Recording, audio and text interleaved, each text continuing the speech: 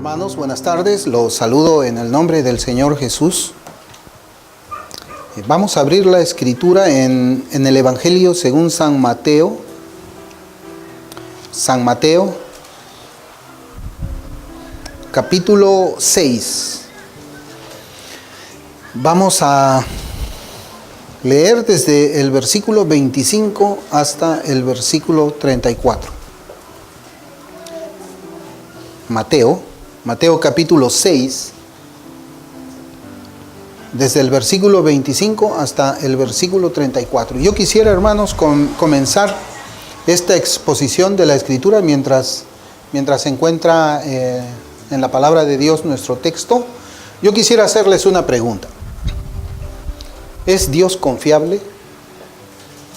¿Es Dios confiable? ¿Podemos confiar en Dios? ¿Qué dicen ustedes? Porque de eso se va a tratar nuestra meditación hoy día, acerca de la confianza, si Él es digno de nuestra confianza o no lo es. La ansiedad, ¿es Dios confiable o no es Dios confiable? La palabra del Señor dice en Mateo 6, desde el versículo 25 hasta el versículo 34, dice: por tanto os digo, no os afanéis por vuestra vida, qué habéis de comer o qué habéis de beber, ni por vuestro cuerpo, qué habéis de vestir. ¿No es la vida más que el alimento y el cuerpo más que el vestido? Mirad las aves del cielo, que no siembran, ni siegan, ni recogen en graneros, y vuestro Padre Celestial las alimenta. ¿No valéis vosotros mucho más que ellas? ¿Y quién de vosotros podrá, por mucho que se afane, añadir a su estatura un codo? Y por el vestido, ¿por qué os afanáis? Considerad los lirios del campo, cómo crecen, no trabajan ni hilan. Pero os digo que ni aun Salomón con toda su gloria se vistió así como uno de ellos. Y si la hierba del campo, que hoy es y mañana se echa en el horno, Dios la viste así, ¿no hará mucho más a vosotros, hombres de poca fe? No os afanéis, pues, diciendo qué comeremos, o qué beberemos, o qué vestiremos, porque los gentiles buscan todas estas cosas. Pero vuestro Padre Celestial sabe que tenéis necesidad de todas estas cosas. Mas buscad primeramente el reino de Dios y su justicia, y todas estas cosas os serán añadidas. Así que no os afanéis por el día de mañana, porque el día de mañana traerá su afán.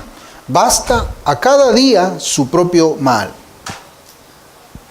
El Señor bendiga su palabra, y esta es, hermanos, una porción del Sermón del Monte. Es el famoso Sermón del Monte que el Señor predicó a las multitudes durante su ministerio aquí en la tierra. Y nosotros sabemos, hermanos, que pues se han escrito muchos libros acerca del Sermón del Monte. Hay muchos autores de todos los tiempos. Hay, por ejemplo, el doctor Martin Lloyd-Jones escribió un libro precisamente que se llama El Sermón del Monte. También nosotros posiblemente hemos escuchado el Sermón del Monte, la predicación de las bienaventuranzas y todo el sermón en alguna oportunidad en nuestras vidas también, en alguna iglesia en la que estuvimos nosotros congregando en el pasado. Así también hemos visto nosotros muchos comentarios, ya no exposiciones, sino comentarios que se hacen acerca de la predicación del Sermón del Monte. Por ello, mucho de lo que yo en esta tarde voy a exponerles es posible que ya lo hayan aprendido ustedes en el pasado.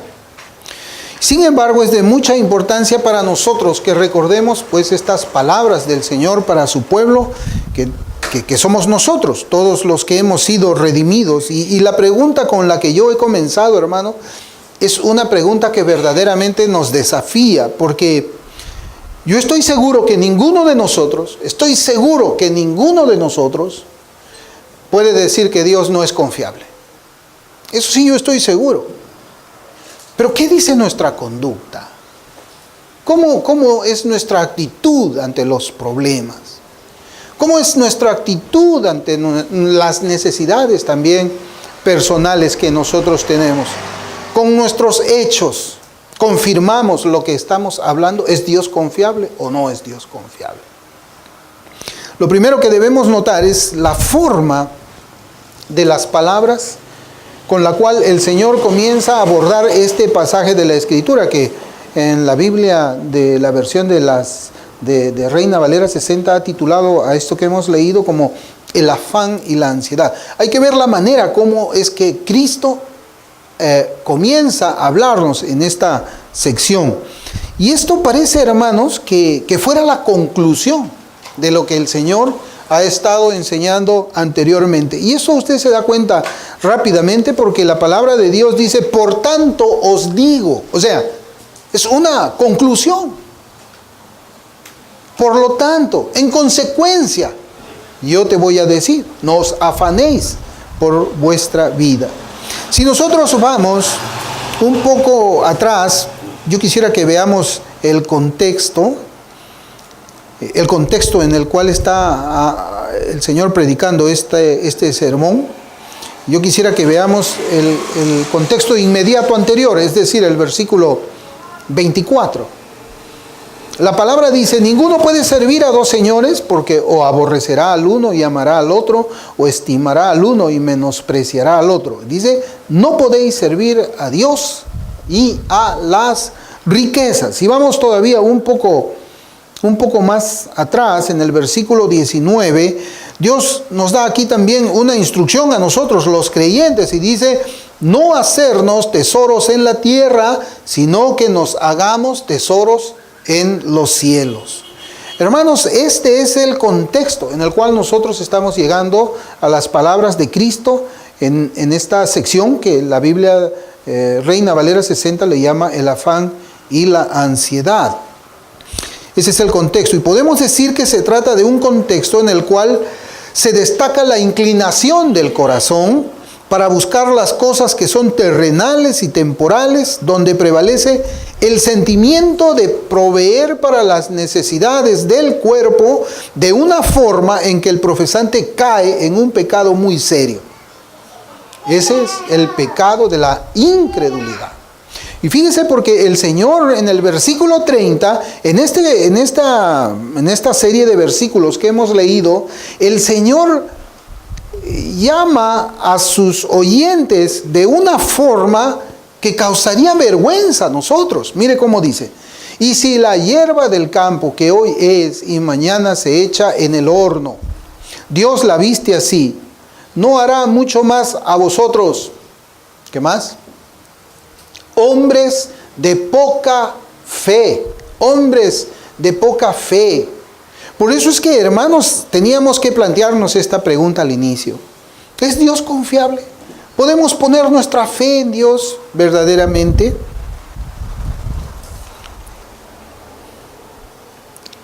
Aquí vemos que se trata de un pecado, hermanos, de la incredulidad.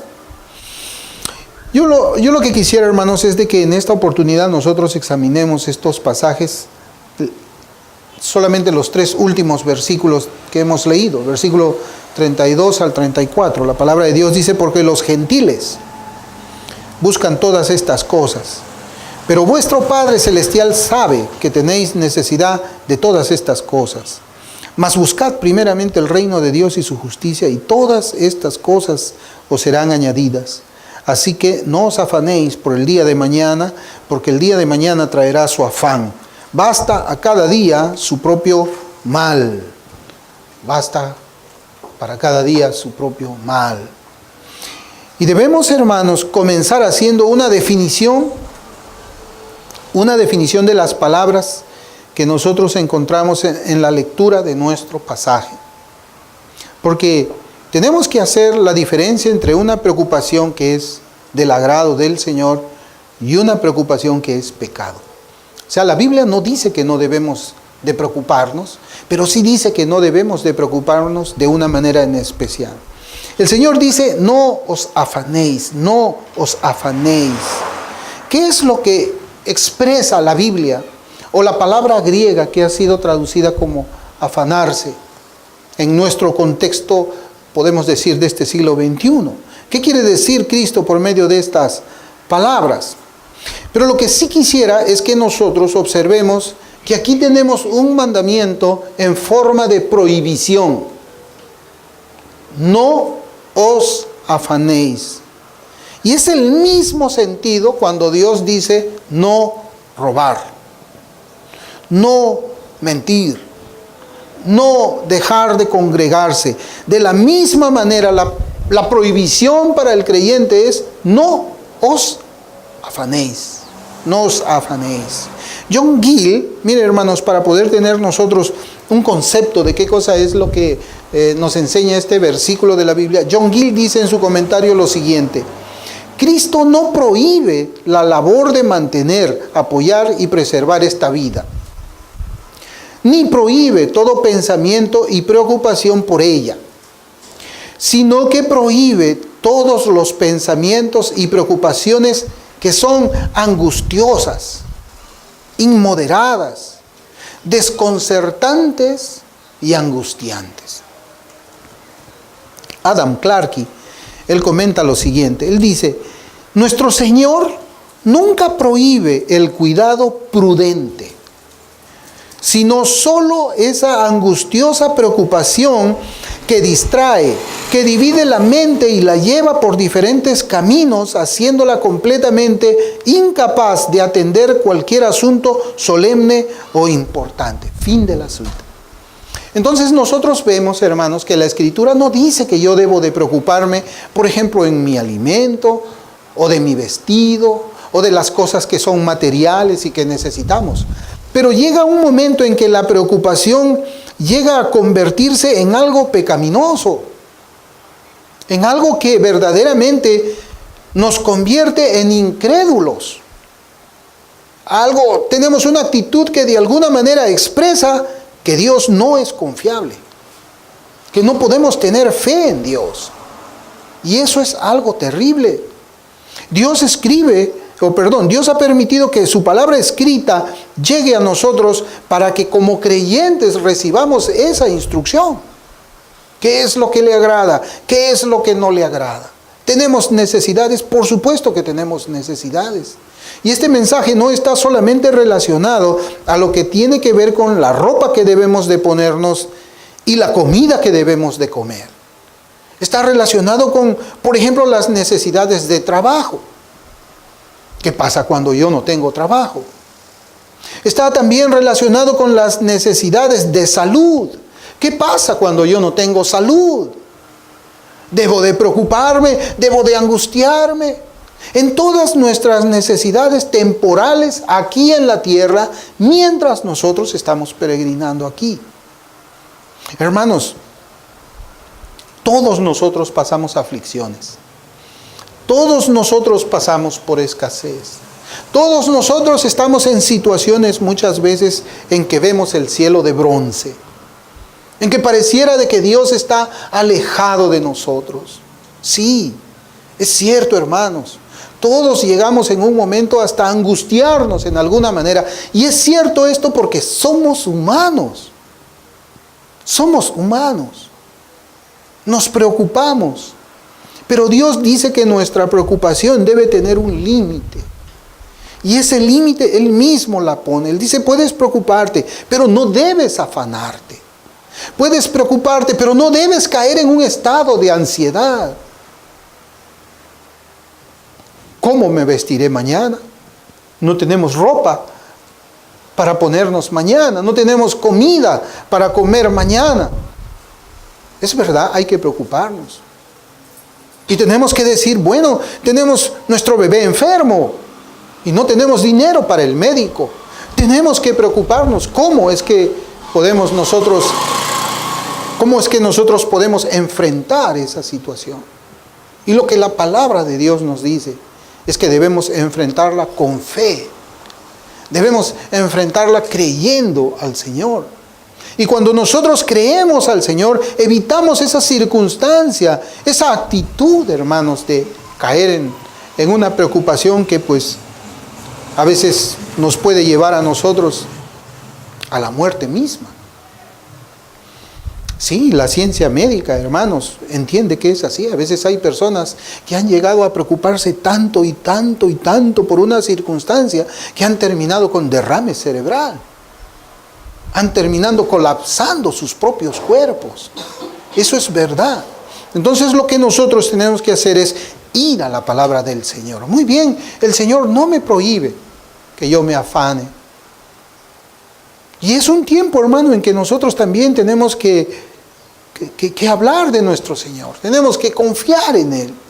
Y tenemos que en tiempos en que también a veces como iglesia estamos enfrentando problemas, tenemos que no angustiarnos, no afanarnos como iglesia, sino precisamente usar los métodos que Dios nos da para poder superar todas estas pruebas. Yo les decía que estas definiciones, pues es precisamente que vemos a través de John Gill y Adam Clarke y lo que Dios nos está prohibiendo. Dios nos prohíbe. Cuando se presentan estas actitudes en nuestras vidas, que son preocupaciones angustiosas, inmoderadas, desconcertantes y angustiantes, solamente hay dos causas posibles. Claro, cuando yo me pregunto, ¿y por qué es que yo llego a este estado?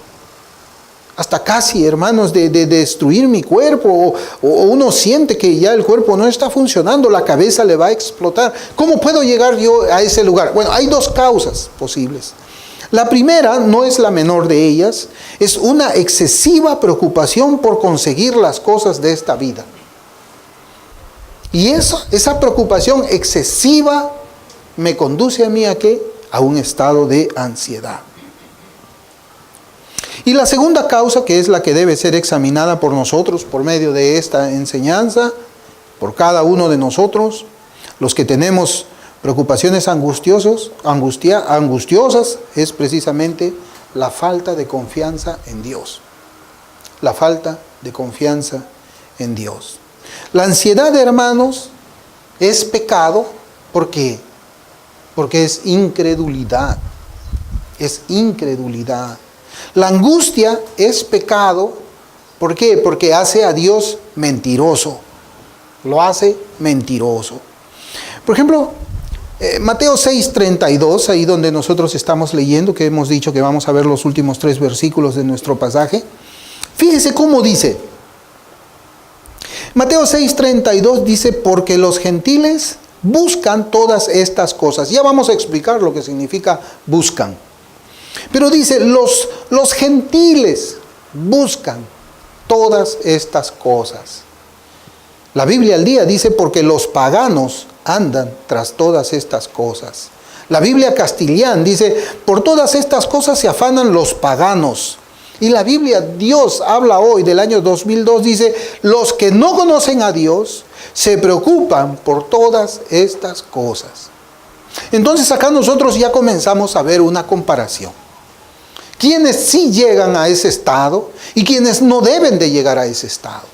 Y de acuerdo a la Escritura, lo que el Señor mismo nos enseña por su palabra es que son los gentiles, las personas que no conocen a Cristo, las que llegan a ese estado anímico, a ese estado corporal o psicológico, si queremos decirlo. Solamente ellos, los que no conocen a Dios, son los que se afanan. Los que no conocen a Dios son los que se angustian. Los que no conocen a Dios son los que persiguen con vehemencia todas las cosas terrenales. Y eso es lo que significa la palabra buscar. Es perseguir con vehemencia. Es como yo no sé si ustedes han visto alguna vez, hermanos, y perdón que haga esta comparación. Bueno, no creo que lo hayan visto la mayoría de ustedes. Había una serie que se llamaba El Fugitivo. Era una serie antigua, era una serie en blanco y negro, de un doctor Richard Kimball que supuestamente había matado a su esposa. Pero había un hombre que lo buscaba a Richard Kimball con una obsesión tremenda. Ese hombre no dormía. No me acuerdo, Philip Gerard, creo que se llamaba el teniente, el oficial. Era un hombre que vivía solamente para perseguir y atrapar a Richard Kimball. Ese hombre, si Richard Kimball estaba en Alaska, se viajaba hasta Alaska para atraparlo. Era una cosa, era una obsesión ya en él. Y esa palabra, los gentiles buscan, está hablando precisamente de una búsqueda obsesiva. De una búsqueda que ya prácticamente controla todo tu ser. Es una búsqueda que saca de tu mente aquellas cosas que son importantes y te fijas únicamente en algo. Una búsqueda obsesiva. Eso es lo que dice la Escritura. Y efectivamente, y es verdad lo que dice el Señor, hermanos. Cuando nosotros observamos el pensamiento del hombre sin Dios, del pagano, de todos los tiempos, de aquellos que viven sin la revelación de Dios para sus almas. Porque, hermanos, esta palabra no la tiene el hombre sin Dios.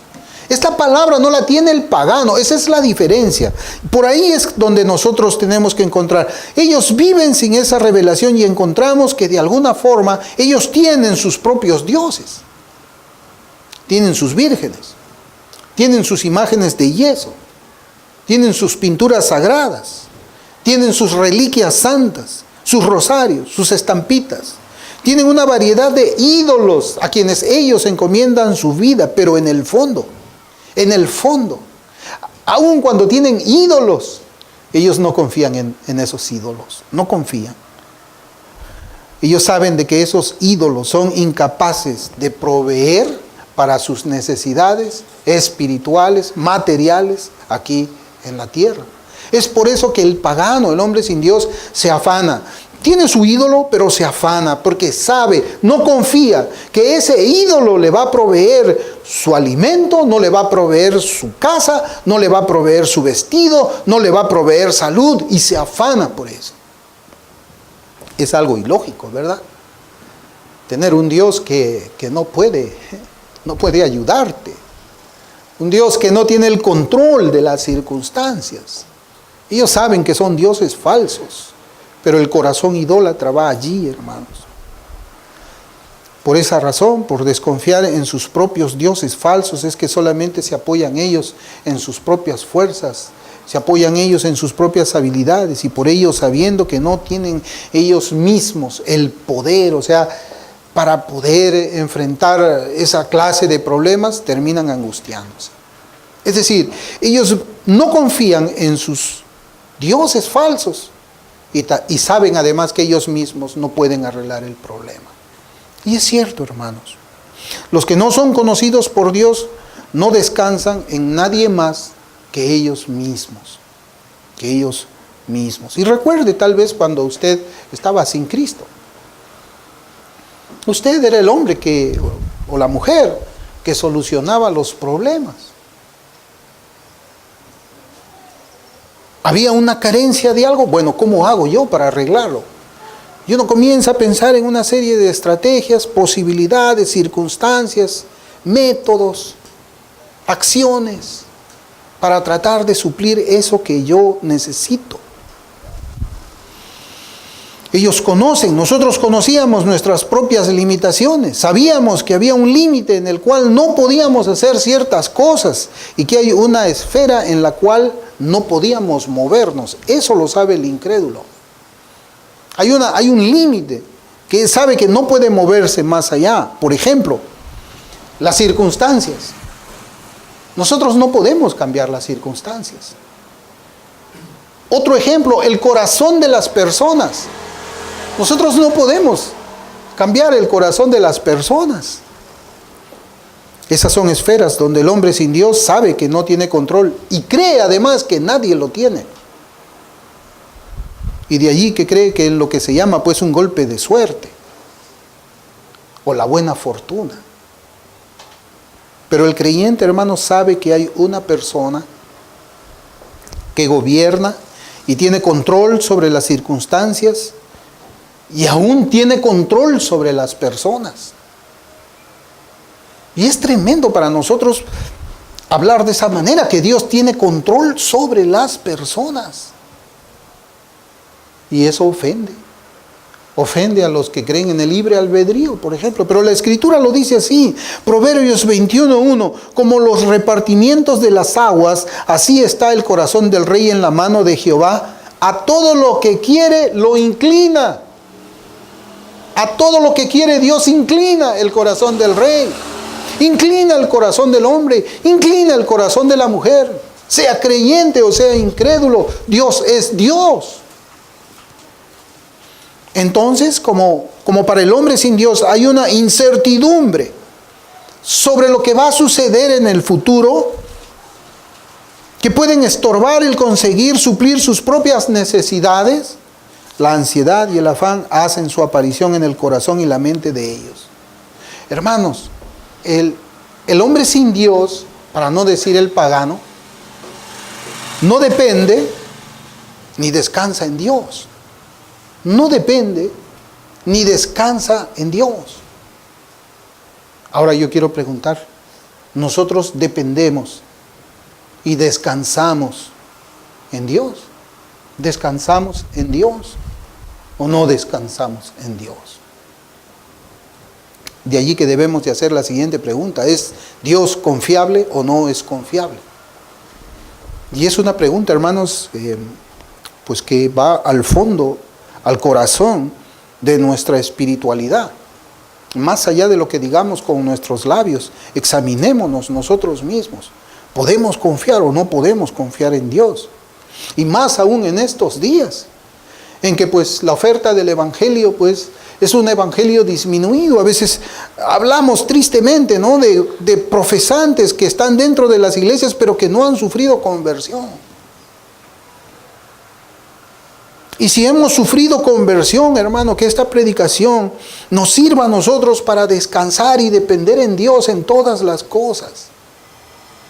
Es cierto, a veces de primer momento cuando llega el problema somos sacudidos, pero tenemos que ponernos estables.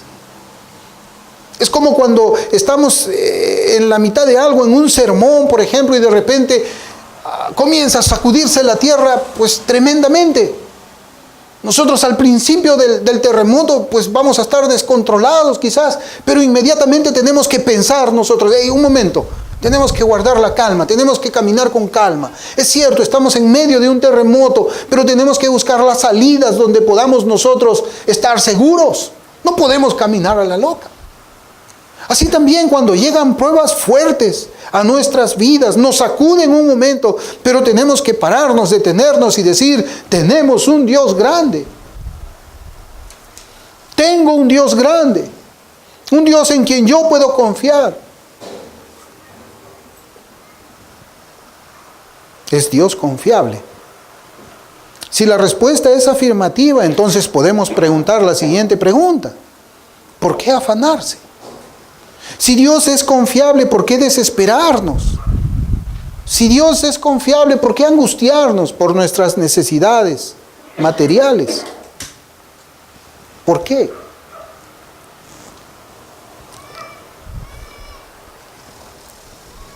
Este ejemplo, hermanos, que voy a traer, quizás le parezca a usted un poco gracioso, pero lo voy a traer, hermanos, para que nosotros reflexionemos un poco más de esto. Alguien dijo una vez que los indigentes son aquellas personas que viven en la calle, que no tienen casa, nada. Los indigentes, ellos tienen una vida sin preocupaciones. Ellos no tienen preocupaciones. Ellos no se preocupan, por ejemplo, por perder el trabajo, porque no tienen trabajo. Ellos no se preocupan por pagar la renta de la casa, porque no viven en una casa.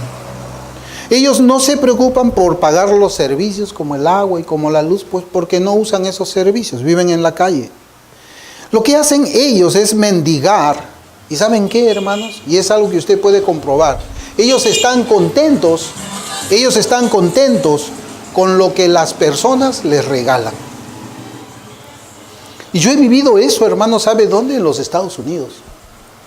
Gente indigente que entraba al McDonald's contento porque había juntado la propina que le habían dado lo suficiente como para comprarse una buena hamburguesa con una buena Coca-Cola y unas buenas papas fritas.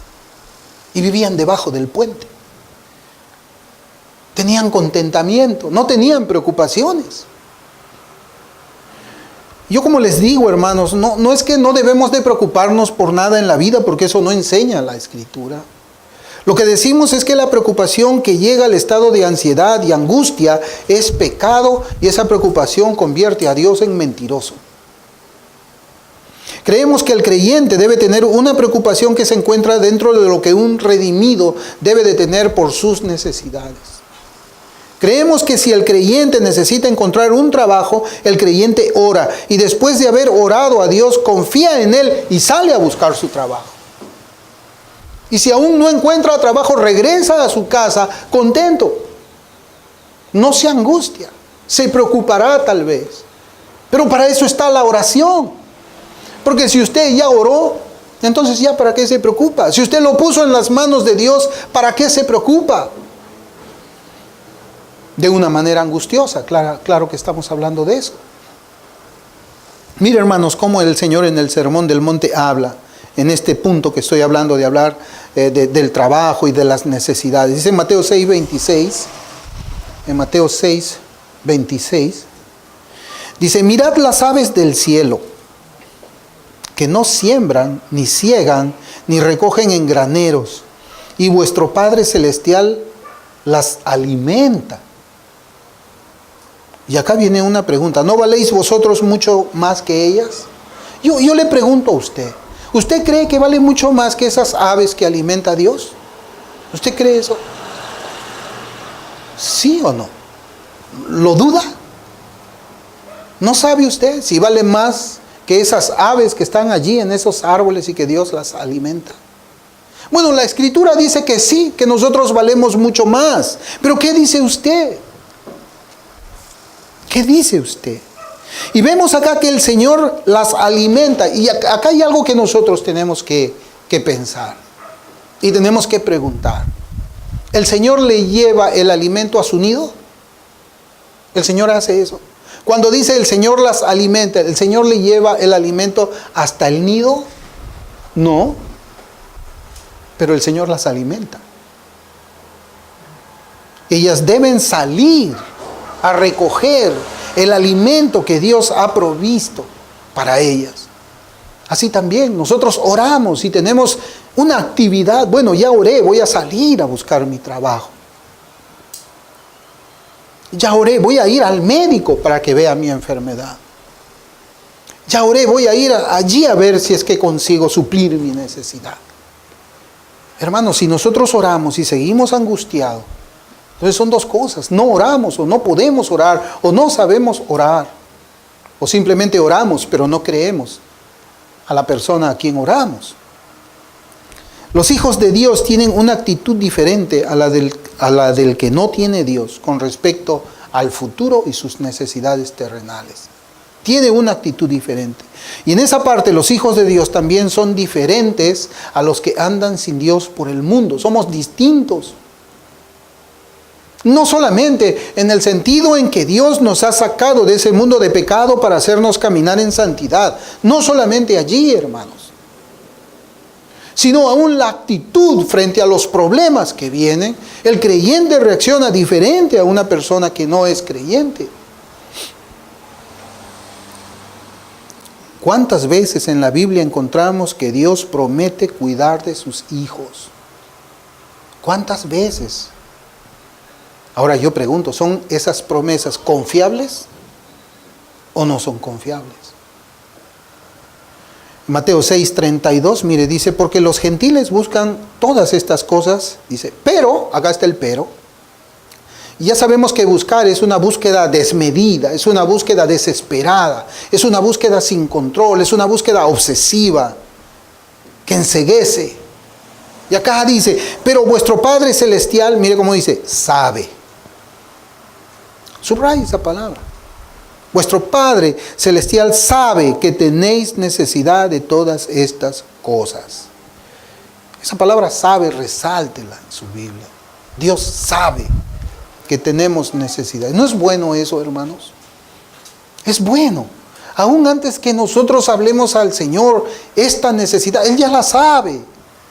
Ya sabe que necesitamos salud, ya sabe que necesitamos trabajo, ya sabe que necesitamos vestido. Fíjense, George Mueller, nosotros hemos conversado mucho de George Mueller acá. Fue un hombre de Dios quien fue el instrumento del Altísimo para construir y administrar orfanatos. Al inicio de su ministerio, George Mueller dijo que jamás iba a pedirle nada al hombre, sino que todas sus peticiones serían al Dios de la Biblia. Hermanos, miren, Dios sabía las necesidades de aquel orfanato. Ningún hombre más. Nadie más. Porque Él nunca habló con nadie la necesidad de pan. Él nunca le dijo, necesito leche, por favor regálame. El único que conocía esas necesidades, ¿quién fue? George Mueller y su padre que está en los cielos. Después nadie más. Hermano, y Dios sabía esa necesidad y nunca faltó pan, ni leche, ni comida en esos orfanatos. Usted puede confiar, igual que Mueller, en que Dios suple todas las necesidades. Y esto, hermanos, es historia. Está en la historia, es parte del testimonio de este hombre. Pero el pagano nunca descansaría en Dios. Él descansa solamente en sus talentos, en sus propias fuerzas. El pagano diría, yo tengo que convencer, tengo este orfanato aquí, no tengo leche, tengo que ir donde el lechero y tengo que ver cómo me las arreglo para poder conseguir leche de él sin dinero. Es la diferencia, ¿se da cuenta usted? Y como ve que no tiene dinero, y ve que el lechero es un hombre de corazón duro, comienza a angustiarse. ¿Y cómo le voy a dar de comer a estos chicos? Ahora se nos van a enfermar, van a estar debilitados. El orfanato va a quebrar, vamos a tener que cerrar el orfanato. Pero él nunca dijo eso. Él nunca fue a buscar al lechero. Él solamente oraba.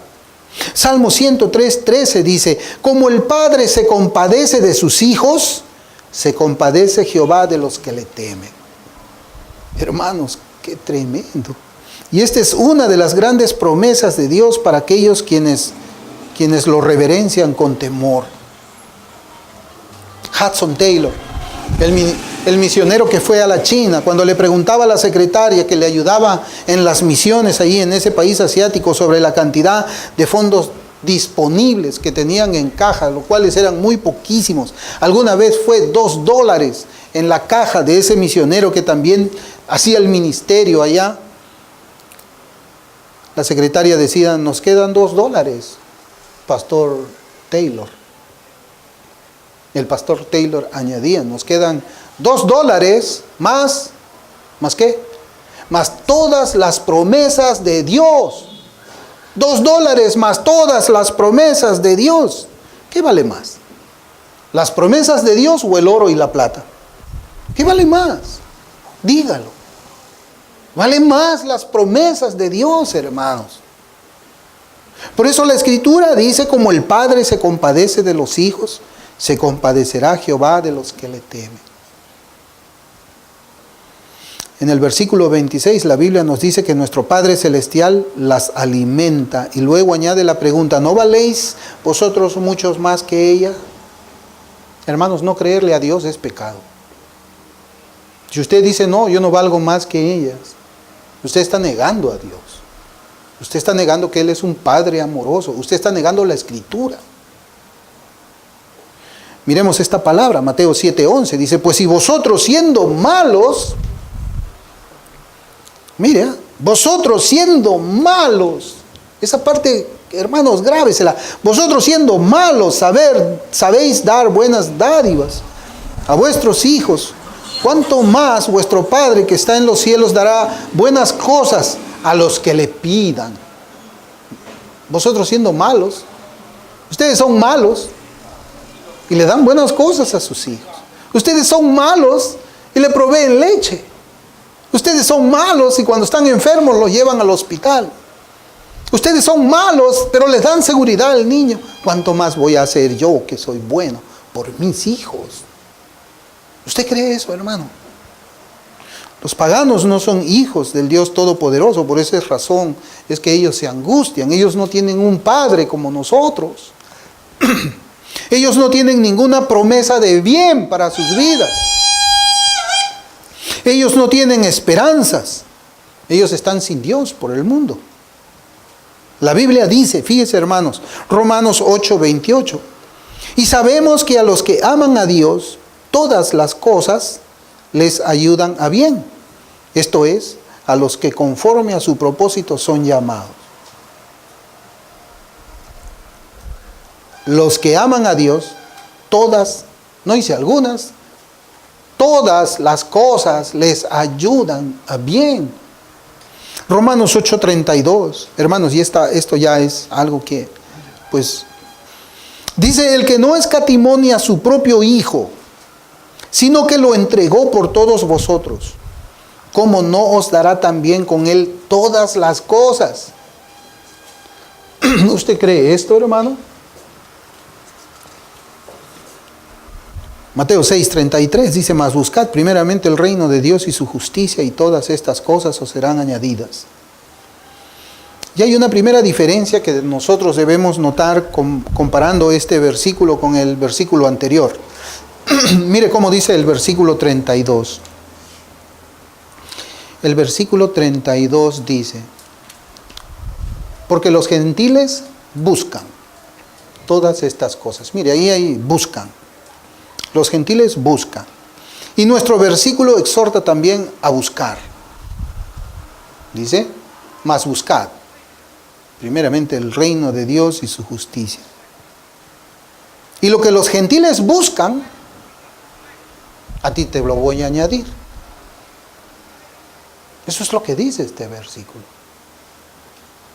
Si tú buscas primeramente el reino de Dios y su justicia, lo demás que los gentiles están buscando y se angustian y se enferman por eso, yo te lo voy a añadir. ¿Qué tengo que hacer yo? Buscar desesperadamente el pan, buscar desesperadamente la salud, buscar desesperadamente el trabajo. ¿Qué tengo que hacer? Para que todo eso de ahí también lo tenga yo. Buscad primeramente el reino de Dios y su justicia. Y todo será añadido. Todo eso será añadido. Ahora lo primero que debemos preguntar para llegar a interpretar correctamente la promesa de este versículo es, ¿a quiénes les está predicando Cristo?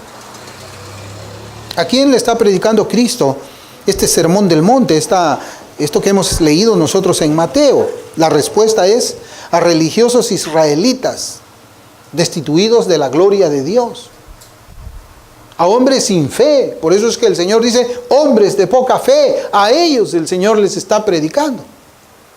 Les está diciendo, tú quieres todo eso, sí lo puedes tener, pero debes buscar primeramente el reino de Dios y su justicia. Y aquí pues nos habla del nuevo nacimiento y la obediencia, hermanos. Nuevo nacimiento y obediencia, o sea, dependencia al rey o del rey del reino. Dice la Escritura en Juan 3:5, respondió Jesús, de cierto te digo que el que no naciere de agua y del Espíritu no puede entrar en el reino de Dios. Habla salvación. Por otro lado, debemos reconocer que la palabra de Dios nos habla de una justicia imputada, la cual es... En la teología hay dos clases de justicia, hermanos. Hay una justicia imputada y hay una justicia impartida. Son distintas. La justicia imputada es esa justicia que Cristo gana por nosotros al obedecer la ley de Moisés, la ley moral de Dios perfectamente, y esa obediencia Cristo la imputa a nosotros. Eso es la justicia imputada. Por eso usted se acordará que cuando el Señor quería bautizarse, y Juan el Bautista como que le dice, no, yo no te puedo bautizar a ti, y el Señor le dice, es necesario que cumplamos toda justicia. Hay que obedecer al Señor en esta parte de mi bautismo. Y por eso es que Juan accede a bautizar al Señor. La justicia imputada es esa. Cristo obedece y nos imputa a nosotros esa justicia. De tal manera que cuando Dios nos mira, el Padre nos mira, ¿cómo nos ve? Nos ve bajo la justicia de Cristo. Nos ve como si hubiéramos nosotros obedecido la ley que Él demanda en su palabra. Esa es la justicia que se conoce como imputada, pero también hay una justicia impartida. La justicia impartida es ese principio santo que Dios pone en el corazón, que nos mueve a nosotros a obedecer los preceptos que Dios nos ha dado por medio de su palabra. Usted va a encontrar, hermanos, la justicia imputada y la justicia impartida en un versículo, Isaías 61:10.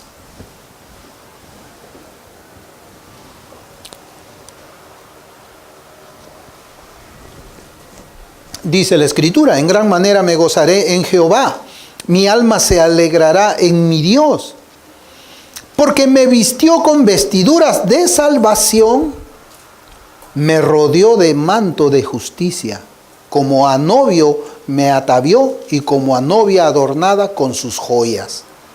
Usted ve aquí, hermano, lo que yo le he explicado. La justicia imputada, que tiene que ver con la salvación. Dice: justificados pues por la fe tenemos paz con Dios, salvación. Dice: porque me vistió con vestiduras de salvación. O sea, ahí está la justicia imputada. Y me rodeó con manto de justicia. Esa es la justicia impartida. Y este versículo vamos a verlo a la luz de otro, en Efesios 4:24. Allí también está lo que yo le digo. Y dice: y vestíos del nuevo hombre, creado según Dios en la justicia y santidad de la verdad. Justicia imputada, justicia impartida. Cuando dice creado según Dios en la justicia, está hablando de las vestiduras de salvación de Isaías. Y cuando dice y santidad de la verdad, está hablando de me rodeó del manto de justicia. Son las joyas que adornan al cristiano. La santificación, el parecerse a Cristo, son esas joyas que adornan nuestro carácter, nuestra vida. Esa es la justicia impartida del Señor. Nosotros vivimos en tiempos en que ya no se enseña de esa manera, hermanos. Ahora solamente se habla de que la justicia es imputada por fe. Y bueno, tú creíste, ya eres justificado, ahora vive sin justicia impartida, sin obediencia, desprendido completamente de lo que Dios manda en sus mandamientos.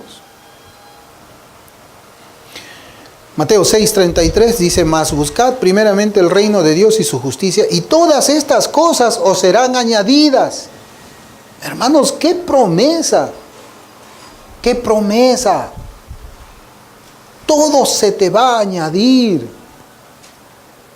Y yo cuando, hermanos, leía esto, ¿no? Porque esa palabra añadida tiene un significado que es muy peculiar.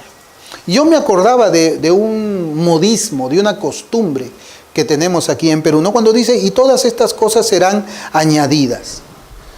¿Quién sabe aquí lo que es la yapa? La yapa, ¿no? Nosotros hemos usado, ¿no? Y a veces cuando no usamos la palabra, entendemos qué cosa es una yapa.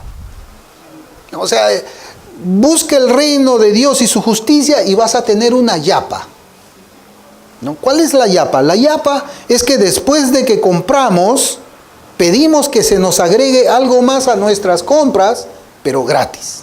Esa es la yapa, ¿no? Estamos comprando en el mercado, compramos un montón de papa, compramos maíz, compramos una serie de cosas y le decimos: oye, yápame algo, ¿no? O sea, regálame algo, adicióname algo, añádeme algo sin que yo te pague. Mira, ya te compré todo esto, ahora yo creo que tú me puedes regalar algo a mí. Y el casero de la verdura pues te yapa culantro, te yapa perejil, te yapa un puñado de habas, te regala cosas que tú necesitas, pero que te la va a dar porque tú compraste ya algo. Hermanos, ahora leamos este pasaje porque para mí era algo tremendo. Isaías 55:1 dice: a todos los sedientos, venid a las aguas, y a los que no tienen dinero, venid. Comprad y comed. Venid, comprad sin dinero y sin precio vino y leche. Salvación, hermanos. Esto es buscar el reino de Dios y su justicia. Ven, compra sin dinero. ¿Y sabes qué? Compraste sin dinero y te voy a dar una yapa. Tus necesidades van a ser suplidas. Te voy a añadir algo. Tú estás comprando sin dinero, pero yo te voy a añadir algo también. Te voy a añadir lo que tú necesitas mientras estás aquí en la tierra. Por eso es que este mensaje es un mensaje, es una invitación a la salvación, es una invitación al arrepentimiento, es una invitación a creer en Dios, a no ser incrédulos. Dios es confiable, hermanos. Hemos visto aquí en la iglesia cuántas veces Dios se ha glorificado de una manera, hermanos, que hasta la ciencia se ha quedado boca abierta. Dios es confiable. La oración funciona, es un misterio que no entendemos. Porque no podemos decir de que nuestra oración va a cambiar el brazo de Dios o va a cambiar el curso de la historia, aunque ciertamente lo hace. Pero Dios continúa siendo inmutable. ¿Por qué? Porque nuestra oración aún está dentro del decreto de Dios.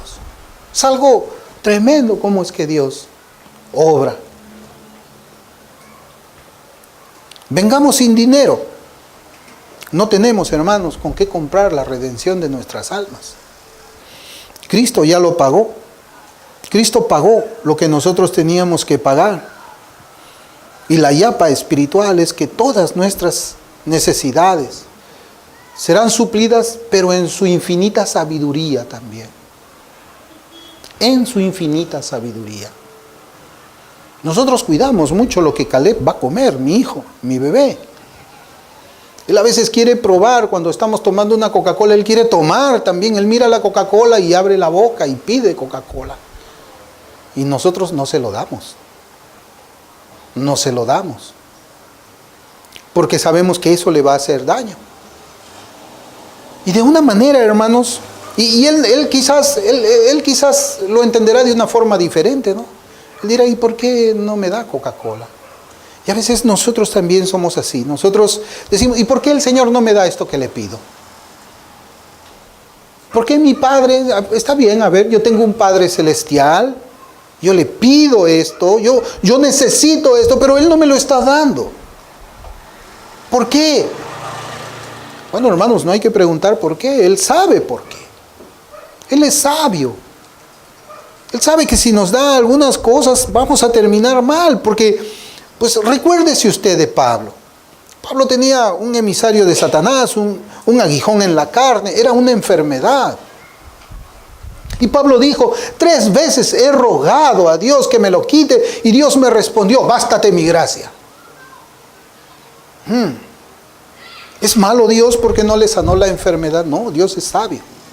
Porque el mismo Pablo dice de que ese aguijón fue para que él no se enalteciera.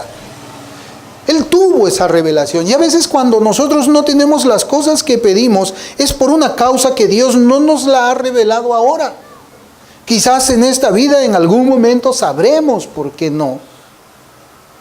A veces el Señor hace que nos despidan o permite que nos despidan de un trabajo y no entendemos. Porque tiene un trabajo mejor. No entendemos, decimos, pero si yo soy hijo de Dios, yo oro al Señor, soy fiel en la iglesia, ¿por qué es que Él permite que me saquen de mi trabajo? Bueno, es que tú no ves, pues nosotros no vemos las cosas como Dios las ve. Dios dice, no, salte de ese trabajo. En ese trabajo tienes compañeros de trabajo que hablan groserías, tienes compañeros de trabajo que verdaderamente, pues, ni regalados los quisieras. Yo voy a permitir que te echen de ahí, pero tengo esto mejor para ti. Tú no lo ves porque estás en la tierra. Yo estoy en el tiempo. Yo veo todo. Yo veo el pasado, el presente, el futuro, así, en una sola mirada. Tú no lo puedes ver, pero yo estoy haciendo esto para tu bien. Hermanos, ¿podemos confiar en Dios? Ese es el problema de la confianza en Dios. Ese es el problema de tener fe en Dios.